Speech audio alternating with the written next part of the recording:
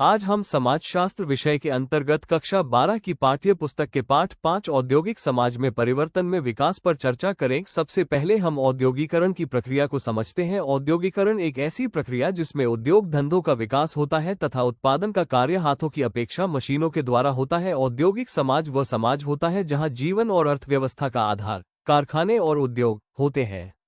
इसमें लोग मुख्यतः उद्योग, व्यापार, परिवहन, सेवाओं और तकनीक पर ज्यादा निर्भर होते हैं। प्रौद्योगिकी में होने वाले परिवर्तन से किस प्रकार काम करने के तरीके व सामाजिक संस्था प्रभावित होती है, ये समाजशास्त्रियों के लिए शोध का विषय है। उदाहरण के लिए महिलाएं इंजीनियरिंग की अपेक्षा नर्सिंग व शिक्षण कार्य चुनती है। समाजशास्त्र की दृष्टि से देखा जाए तो महिलाओं का शिक्षण और नर्सिंग में जाना केवल व्यक्तिगत पसंद नहीं बल्कि सामाजिकरण, सांस्कृतिक धारणाओं, लैंगिक भूमिकाओं और रोजगार में असमान अवसरों का परिणाम है।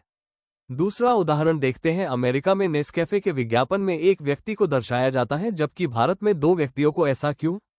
समाजशास्त्रियों का मानना है कि विज्ञापनों में दिखाया गया फर्क समाज की संस्कृति को दर्शाता है। अमेरिका में व्यक्तिवाद और भारत में समूहवाद पाया जाता है। औद्योगिक समाज में बड़े बड़े उद्योगों में आधुनिक मशीनों एवं श्रम विभाजन के माध्यम से कार्य किया जाता है। औद्योगिक समाज में व्यक्ति अपने काम और उसके नतीजे से जुड़ाव महसूस नहीं करता और मशीन की तरह सिर्फ वही काम बार बार करता है।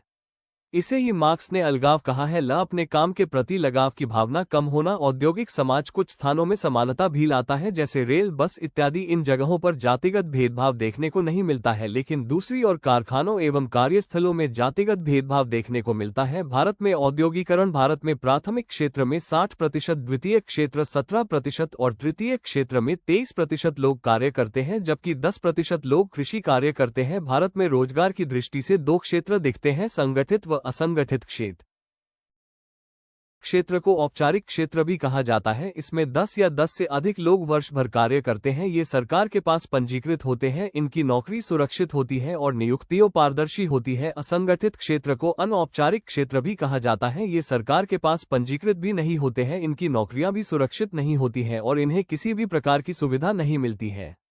भारत के प्रारंभिक वर्षों में औद्योगिकरण 1948 से ही भारत ने औद्योगिक विकास पर कार्य करना प्रारंभ कर दिया था। 1956 में भारत ने औद्योगिक नीति को अपनाया और भारत ने मिश्रित अर्थव्यवस्था को अपनाया। पहले भारत में उद्योग मुंबई, कलकत्ता और मद्रास जैसे बंदरगाह से ही होते थे, लेकिन आजादी के बाद नए शहरों का उदय हुआ, जैसे बड़ौदा, पुणे, कोयम्बटूर इत्यादि। संरक्षणवाद की नीति, इसके अंतर्गत विदेश व्यापार पर प्रतिबंध लगाए जाते थे जिससे देशी व्यापार को बढ़ावा मिल सके। 1990 में भारत सरकार ने एलपीजी उदारीकरण, निजीकरण और वैश्वीकरण की नीति को अपनाया, जिसमें उदारीकरण का अर्थ नियम ढीले करना, निजीकरण का अर्थ सरकारी काम निजी को देना और वैश्वीकरण का अर्थ दुनिया से जुड़ना था। जब सरकार सार्वजनिक कंपनियों के अपने हिस्से को निजी क्षेत्र की कंपनियों को बेचती है तो ये प्रक्रिया विनिवेश कहलाती है। इससे कई सरकारी कर्मचारी भयभीत हो जाते हैं कि विनिवेश के कारण उनकी नौकरी ना चली जाए।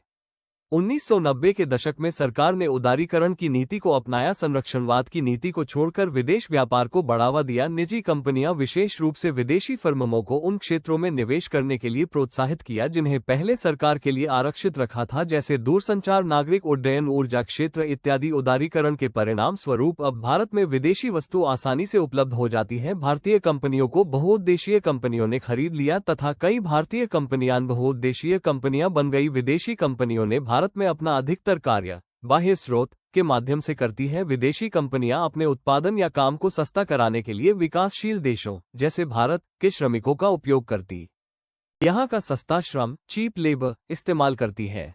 स्थायी रेगुलर नौकरियां न देकर ठेका प्रथा या असंगठित क्षेत्र में काम करवाती है। कई बार काम घरों में, होम बेस्ड वर्क या छोटे छोटे कारखानों में करवा लिया जाता है। तो छात्रों, आज के लिए इतना ही। आगे के भाग पर चर्चा अगले वीडियो में। धन्यवाद।